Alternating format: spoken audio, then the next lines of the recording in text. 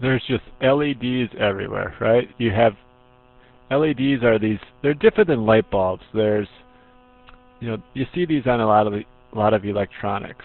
There are LEDs for your house. You can actually light up a house. You can put LEDs in your shoes. LEDs are those tiny little lights. They look exactly like this that can, they only allow current to travel through them in one way, in one direction, but they're really energy efficient. So you see these used a lot more nowadays than lamps. I want us to make a circuit today with an LED. The goal of this lesson is to create a circuit using an LED, a resistor, and a 9-volt battery on a breadboard. Let's give it a shot. So I've already set up a few things this time. I got my 9-volt battery, I got a resistor, and I have a random LED. Now, if you take a look at an LED, there's two little pieces of metal coming out. There's one that's called the anode and one that's called the cathode. Now, in real life, they kind of look more like this. The anode is always the longer one. That's the one we have to apply a positive charge to. The cathode is the shorter one, and that's the one we have to apply a negative charge to. I kind of think of it like this.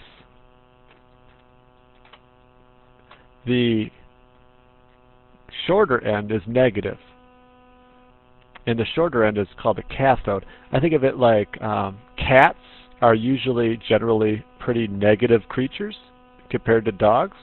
They usually seem like they have a bad attitude. So I know that they're negative, so I have to give them a negative charge. Makes sense, right?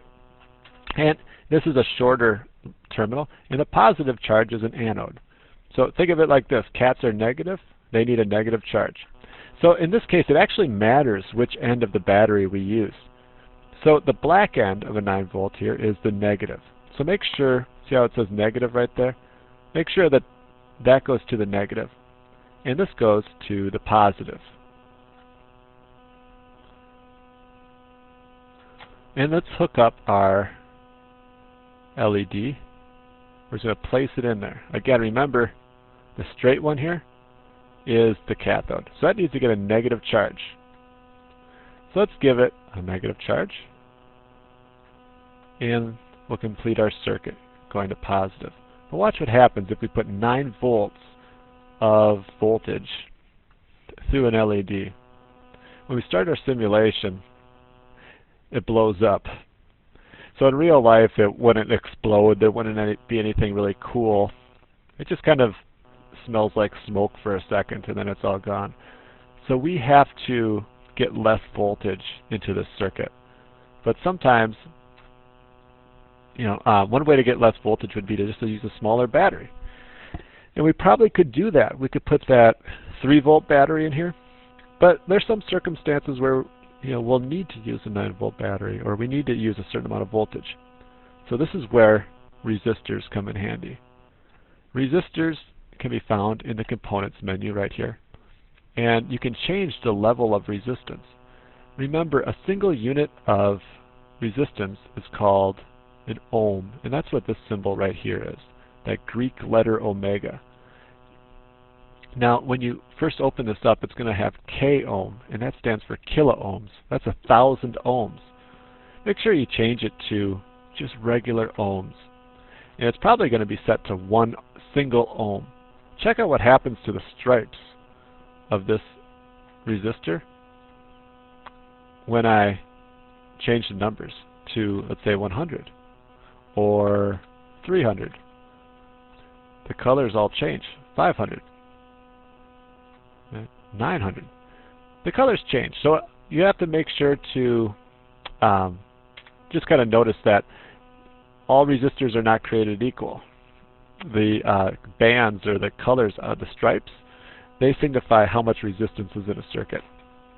Alright, so let's hook up this resistor in series with the resistor. I think the easiest way is to turn it sideways and hook it up like this. And right now, if I click on this, it says that it is, let's give it 100 ohms of resistance. Now let's see if that works. I'm going to put remember the negative charge needs to go to our cathode, our negative cat.